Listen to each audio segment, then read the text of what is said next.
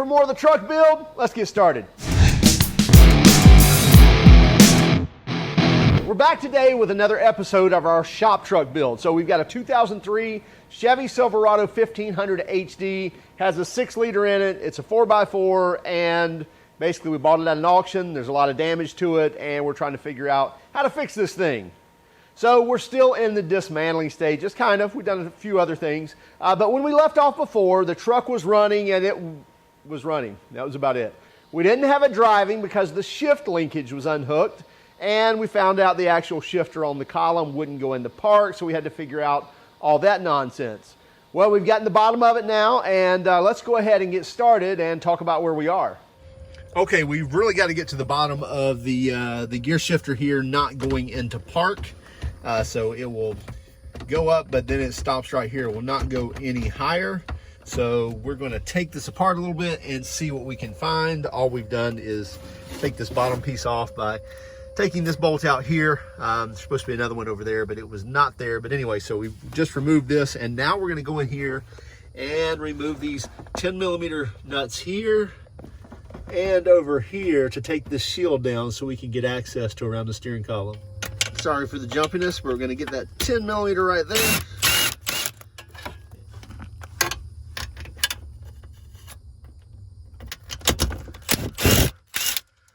That one. And that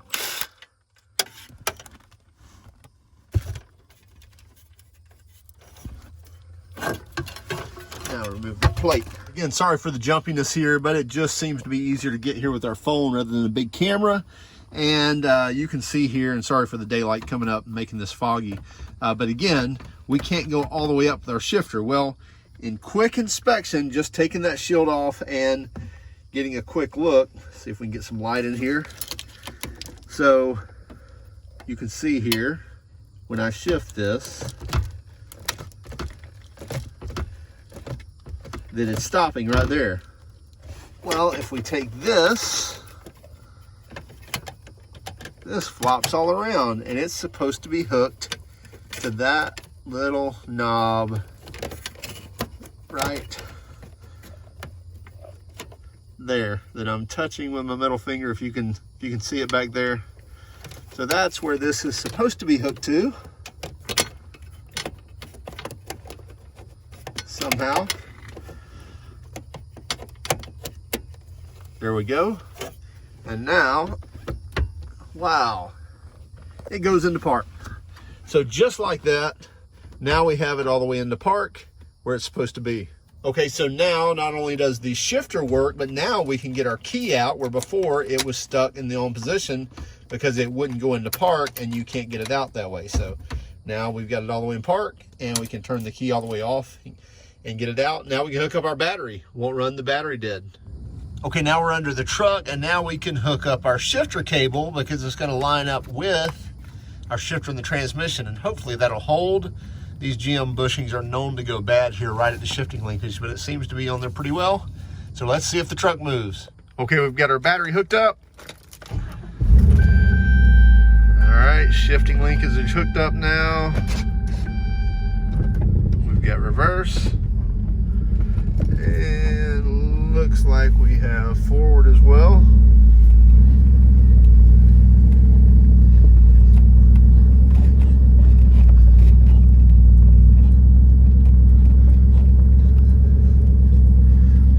Little creaks and squeaks expected.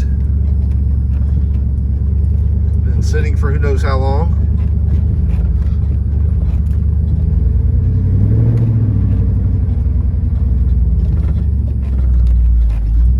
Shifts.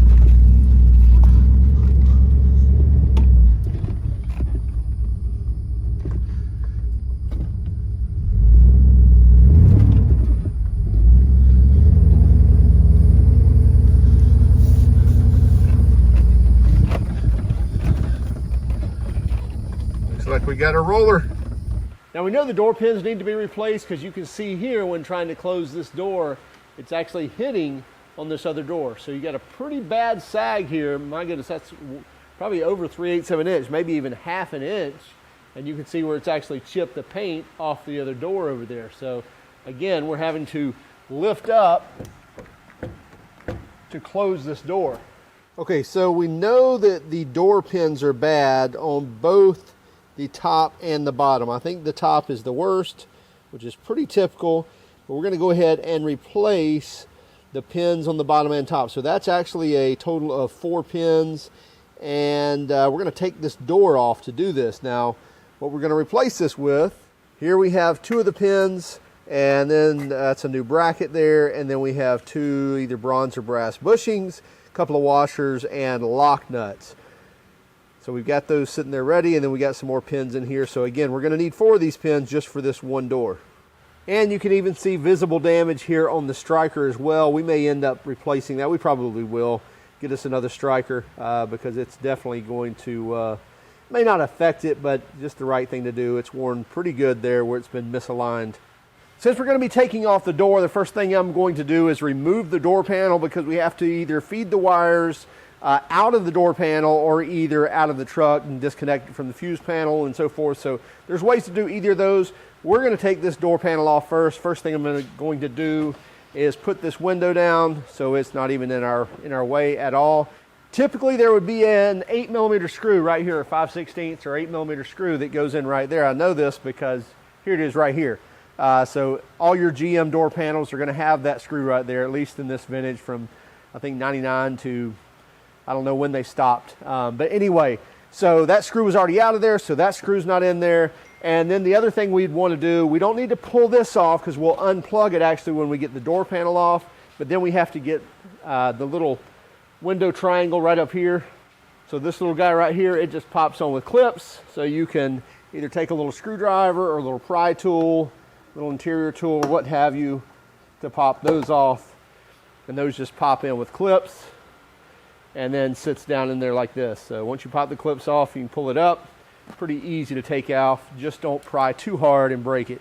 And now the only other thing we've got to do now, we would typically pop this little plastic piece off, which again, it just pops in there. It's really easy, is we want to take off the door lock escutcheon here. And it just pops out. Move that aside. And now all this door panel does is come straight up. And now you want to unhook your wires. So we've got the door panel off, and let me flip it around here. And you'll see it's not your typical door clips. It's just got these here that actually slide into these rectangle holes and just kind of rest in there. So there's no clips you have to pop off. Just once you get everything unbolted, it just slides up and out of place. And one other screw you should have had to worry about was when we popped the lock off. This screw right here, this was already broke off the door panel, so I know I didn't have to do that. But that screw would need to come out as well to pull that door panel off.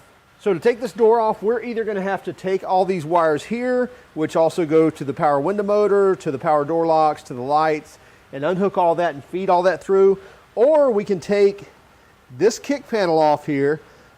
We can pop this end off right here, take that kick panel out, and we should be able to unplug it from the actual wiring harness and feed it back through the door, or feed it back through the actual side of the body there. I'm going to pull this off, slide this out. And again, it's just clips, as you see the clip there, clips there. So this little wiring harness right here, it's that black plug right here, and it just has a little push.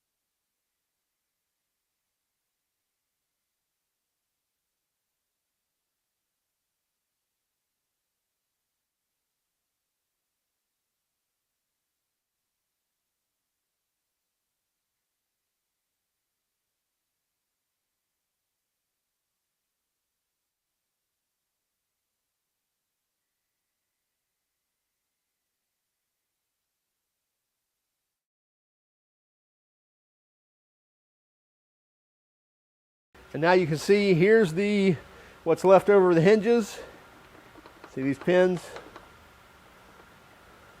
Hopefully we'll get the slop taken out of that.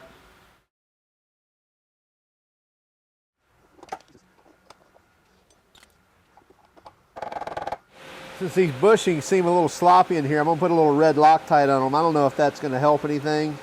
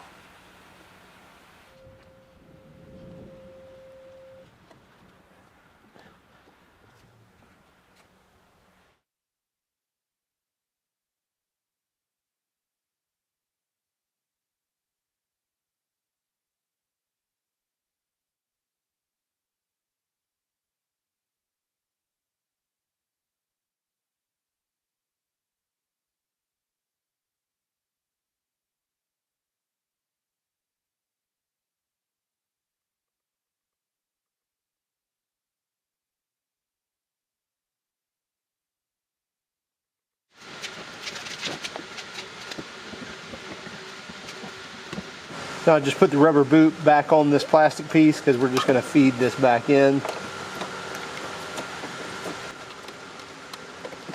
And then snap in. Now we put our bolts back in. We'll be good.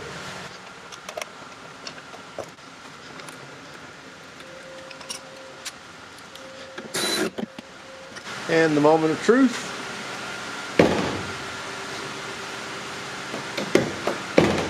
Still a little tight up there, but it's definitely not hitting and it's not sagging. The door panels on there to sound a lot better. And it looks like we're lining up on our seams here and down here, so I'd say we're good. So we're going to take this grill off, and then we're eventually going to get that bumper off right there, and then I think that'll be it for the day. So let's first get this grill out, which means we got to take that that top cover right here off first.